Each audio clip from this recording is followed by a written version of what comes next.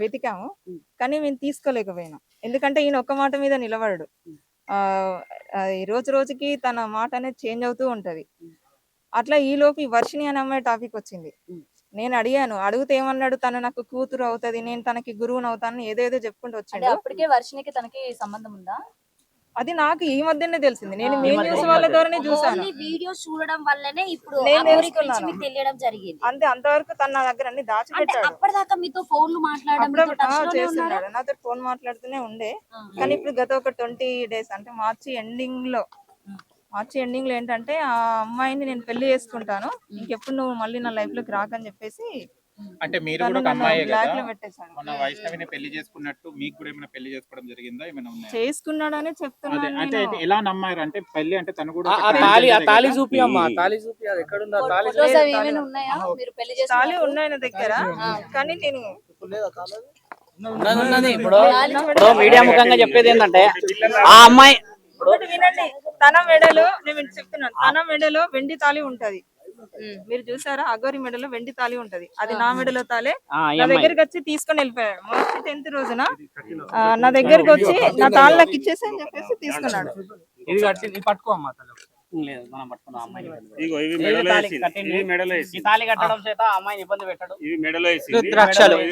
చూడండి, అది కూడా కాదు, తన మెడలో ఉన్న వెండి తాళి కూడా నా మెడలో ఉన్నది.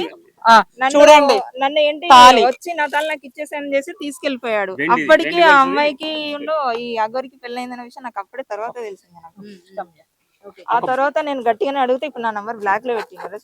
ఒకటమ్మా, ఇప్పుడు సరే మీరు భక్తి పారవశంలో ఉన్నారు, మీరిద్దరు కలిసి సమాజానికి, నేను ఎప్పుడు మీడియా ముందుకు నేను రావాలి అని అనుకోలేదు. ఎందుకు ఒప్పుకున్నారు అసలు పెళ్లి చేసుకోవాల్సిన? పెళ్లి అంటే నా దృష్టిలో ఏంటంటే, ఇప్పుడు ఆ అమ్మాయి మేమేదో లవర్స్ అని చెప్పేసి మేము సహజీవనం చేస్తామని అలాంటి ఉద్దేశము నాకు లేదు. నాకేంటంటే నాకు ఇప్పుడు కాదు, తన కలవక ముందే నాకు ఒక ఆశయం ఉండే, ఒక ఆశ్రమం పెట్టాలి, గోమాతలని గాని ఏదన్నా వృద్ధులని గాని ఇలా చూసుకోవాలని నేను, మా మామయ్య, మా అన్నయ్య మేము ఒక కమిటీగా అనుకున్నామా. సో ఈయన కూడా సేమ్ నాకు అనుకూలంగా మాట్లాడేసరికి సరే అలా ఒక భక్తురాలుగా ఉండిపోవాలి తప్ప ఇది ఇంతవరకు ఆగిపోవాలని నేను అలాగే ఉన్నాను. మాది పరిచయము అంటే ఈ అమ్మాయి కొంచెం సెక్యూర్ గా ఉంటుంది, వాళ్ళ మామగారు. సో నేను ఆ ఊర్లో నేను ఏం చెప్పాను, ఆయన కొంచెం సెక్యూర్ ఫీల్ అవుతుంది. నేను చెప్తాను, వీరాలు నాకు చెప్పింది ఆవిడ. ఇప్పుడు మనం చేయాల్సిన పని కూడా అదే. ఇప్పుడు మనందరం ఇలా ఎగబడితే అమ్మాయికి ఇన్సెక్యూరిటీ ఫీలింగ్ ఎక్కువ. మీరందరూ ధర్మ ప్రయత్నం చేయాలి.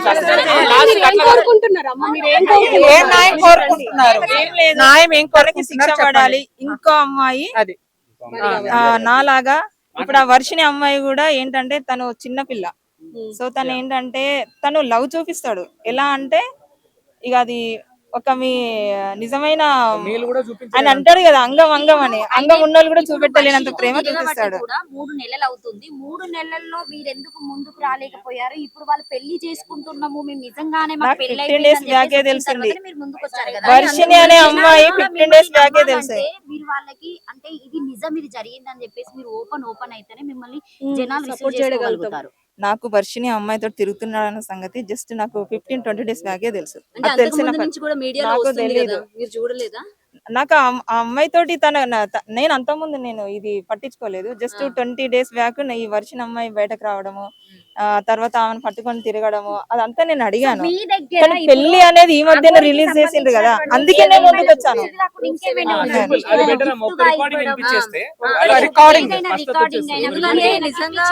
నిజంగా మీరు భార్య అని చెప్పడానికి ఏమైనా ప్రూఫ్స్ ఉంటే చూపించండి. హరర్ మహాదేవ్, ఓం నమ శివ, అగోరి కాళీ నమ, గురుదత్తే నమ, సనాతన బంధువులకు, హిందూ బంధువులకు హరర్ మహాదేవ్. ఇప్పుడు ఏదైతే నేను ఒక లైవ్ చూశాను, రాధిక అనే ఆమె అడ్వకేట్, ఆమె లాయర్ గా చేస్తుంది. ఆమెకు పెళ్ళై భర్త వేరే వాళ్ళతో వెళ్ళిపోయిండు. ఆ డిప్రెషన్ లో ఉండి, ఓకేనా, ఆ డిప్రెషన్ నుండి నాకు ఫోన్ చేసి, అమ్మ నాకు ఇలా జరిగింది, నన్ను కొద్దిగా కాపాడండి, నాకు కొద్దిగా తోడుండండి, కొద్దిగా నా భవిష్యత్తుని కాపాడండి అని నన్ను అప్రోచ్ అయితే నేను ఆమెకు ఫోన్లలో మాట్లాడడం జరిగింది. కానీ ఏదైతే ఆమె ఇప్పుడు పెళ్లి చేసుకున్నాము, నాకు తాళి కట్టింది అనేది ఇదంతా అబద్ధం. నేను 1వ తారీఖు మధ్యప్రదేశ్లో ఉన్నాను. మధ్యప్రదేశ్లో నా కారు చెడిపోతే నేను అక్కడ మధ్యప్రదేశ్లో ఉన్నాను. కానీ ఏదైతే తాళి కట్టిందని అంటుందో అవి ప్రూఫ్స్ కావాలి నాకు. ఏదో పసుపు గమ్మో పసుపు తాడో చూపిస్తే కాదు, ప్రూఫ్స్ అనేటివి కావాలి. అది కంపల్సరీ చూపియాలి కూడా. ఇంకోటి ఏంటంటే నా ఆడియో రికార్డింగ్ మాత్రమే పెడుతుంది కదా, మరి ఆమె మాట్లాడిన ఆడియో రికార్డింగ్ కూడా కావాలి. ఆమె మాట్లాడిన ఆడియో రికార్డింగ్ కూడా బయట పెట్టాలి. మందు డబ్బా పట్టుకొని అమ్మా నువ్వు లేకుంటే స్వామి అని పిలుస్తాయి. స్వామి నువ్వు లేకపోతే నేను చచ్చిపోతాను, నువ్వు నన్ను కాపాడుకో, నాకు తోడుండు, ఒక ఆశ్రమం పెడతాను, నీకు ఆశ్రమం కట్టిస్తాను, అక్కడ ఉంటాను అని ఎలా అన్నావు? నువ్వు ఏ ఉద్దేశంతో అన్నావు? నువ్వు ఎంత డిప్రెషన్ నుండి అన్నావు? ఇంకోటి, నేను లవ్ యూలు మిస్ యూలు అనేటివి నేను అది నా కామన్ వర్డ్. అందరితోని ప్రేమగా ఉంటాను, ప్రేమగా మాట్లాడతాను. నాకు అదొకటే తెలుసు. ఎవరిని నేను ద్వేషించను, ఎవరితో నేను అలా ప్రవర్తించను. ఎందుకంటే ఎవరైనా సరే కష్టాలలో ఉండే బయటికి వస్తారు. ఆ బయటికి రావడానికి నేను వాళ్ళతో ప్రేమగానే మాట్లాడతాను. అవి నా common words, love you miss అనేది. కానీ దాన్ని ఎలా మీరు పోర్ట్రేట్ చేస్తున్నారు? ఆ అమ్మాయికి కూడా సిగ్గులేదా? మరి ఇప్పుడు నేను వర్షిణిని పెళ్లి చేసుకుంటాను వర్షిణిది అన్నప్పుడు ఇన్ని రోజులు లేంది ఈ రోజు ఎందుకు మీడియా ముందుకు వచ్చినావు? అదే రోజు వచ్చి మీడియా ముందు మాట్లాడొచ్చు కదా, అంత దమ్ము లేదా? ఇప్పుడు నీకెవడో వచ్చి చెప్తే నువ్వు మీడియా ముందుకు వస్తున్నావా? ఎవడో వచ్చి, నువ్వు లాయరే కదా, అదే రోజు నువ్వు కోర్టులో అదే నువ్వు చేసే కోర్టులోనే నువ్వు పిటిషన్ వేసుకోవచ్చు కదా. ఇప్పుడు నువ్వు లాయర్ కాబట్టి అలా కూడా చేస్తావేమో. నువ్వు ఆ రోజు ఎందుకు మీ లాయర్ల సమక్షంలో అందరికి ఎందుకు చెప్పలేదు? మాకు ఇలా పెళ్ళైంది, మేము ఇలా అని మీ ఊరోళ్ళకు మీ అమ్మ నాన్నకి ఎందుకు చెప్పలేదు? మరి అంటే దేనికైనా తెగిస్తారా?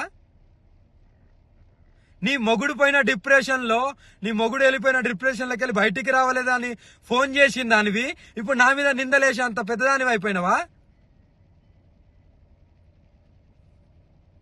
నీ ఆడియోలు కూడా బయటికి రావాలి. పెళ్లి చేసుకోమని అడిగింది నువ్వు, పెళ్లి చేసుకుంటానని అడిగింది నువ్వు, పెళ్లి చేసుకోకుండా మందు దాగి చనిపోతా అన్నది నువ్వు. నీ ఆడియోలు బయటికి తీ. నువ్వు ఆడియో రికార్డింగ్ పెట్టుకున్నావేమో, బయటికి తీ.